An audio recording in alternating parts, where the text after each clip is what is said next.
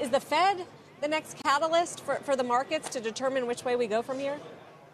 Well, the Fed has been the catalyst. I mean, ever since they turned more dovish in January. And expectations now are that the Fed will not raise interest rates in 2019. And I think that's really been the driving force behind the market. Scott, what do you think will be the next catalyst? I think there have been two factors. I think that the people feel there's going to be a resolution of the trade issue, because if it's not, then I think the stock market will tank. But the fact that they've extended the deadline, they seem to be negotiating, they're making a little bit of progress. And I agree with the other gentleman that the Fed's going to be accommodative. They're not going to raise interest rates at all in 2019. There have been some reports, Scott, that administration officials think there'll be a 2,000-point rally on the Dow if a deal is signed. Why won't that happen? Well, I think there will. I said what's factored in now is that people think there'll be resolution. I agree with you. I think stocks would explode to the upside, especially commodity stocks, because world demand would go back up for things like copper, oil, all the things that are related to the resurgence of the Chinese economy if there's a global trade resolution. So I think that would be bullish. You don't think a 30% rally in oil off the lows already has factored that in? Well, it's too hard. If you look at the IEA data, demand is somewhere around 100 million barrels a day, up 1.4 million barrels was the latest forecast. But supply's all over the place, depending on what OPEC does in the latest moment. Plus, you've had a couple of curtailments because of Venezuela and Iran. So it's very hard to forecast supply and demand imbalance. But obviously, if we resolve the trade issue and China's economy picks up, that's good for global demand, and that would push oil prices up some more.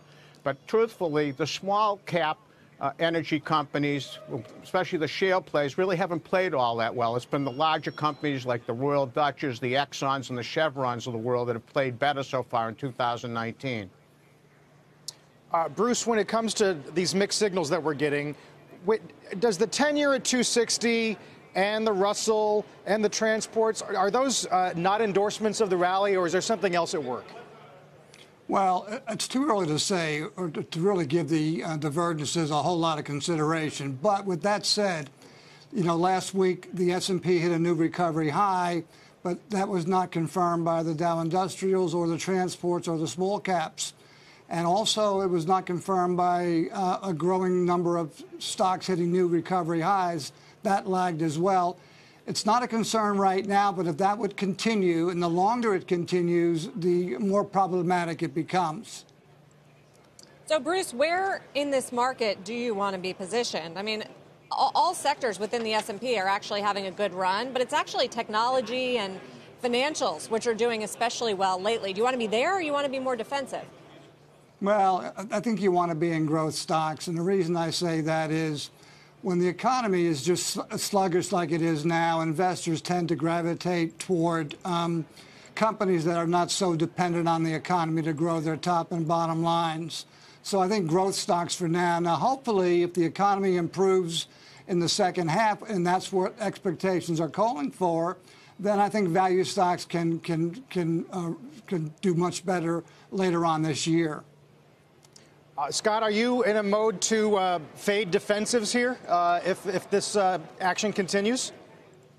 Well, we always stay fully invested. We're always 90% plus. But as you well know, we don't try to forecast the market. We're bottom-up stock pickers looking for low PE stocks with high returns on equity. They're going to show up earnings year over year. So we're not sector bound. We don't have anything that looks like the weightings of the S&P or the Russell 2000. We're just individual stock pickers. Can you name a few? Sure. One that I think is cheap is Terex. They divested a division called Demag. The stock is selling at about 32. They're going to earn 390. It's an 8P, earns 20% return on equity. The earnings should be up nicely this year. Another one that everybody knows is Royal Caribbean. They have about a 25% share of the cruise market. The stock's 117 with $10 in earnings, double-digit top line and bottom line growth. The company earns about 17.2% on book, and this year their capex will be way down. Last year was $3 billion. This year $1.2 billion. They should generate in excess of $1.5 billion to $2 billion in free cash. So they're both solid companies with high returns on equity and expected up earnings for 2019. In general, Scott, is it easier for your screen to find value targets right now, or less so than in recent years? Well, it was a lot easier in December. I mean, we went back into companies we never would have thought of. Like, we bought Cisco on the bottom there, you know, at 42.50. We bought some industrial companies like Parker Hannifin that dropped down, or Hubble. They got into the 12, 13 multiple range. They've gone back up to 16 and 17. And a couple that I bought, one was on the Barron's Roundtable, was Lockheed was selling at a 12p, and Raytheon at about 12.5. They're back at 16 times earnings. This is getting increasingly difficult, but it was easy pickings in the end of December and beginning of January. Bruce, what about you? I know you can't talk specifically around stocks, and you said you like the growth stocks. I was just looking at the Royal Caribbean chart that, you know, Scott likes. It's down over the last year or so. Where does the consumer take us this year? Well, getting away from the consumer stocks just for a moment, what else has done very well this year are dividend payers.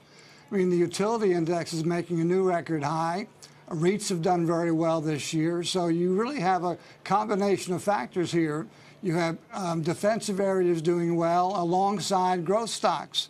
So I think that concept will continue certainly through the first half of the year.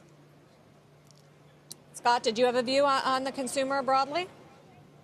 Well, I think consumer discretionary should continue to do well. Wages are up the most year over year. If you use the employment cost index, it's up about 3.7 or 3.8. So that bodes well in general. And unemployment, headline unemployment's 3.8. That's good.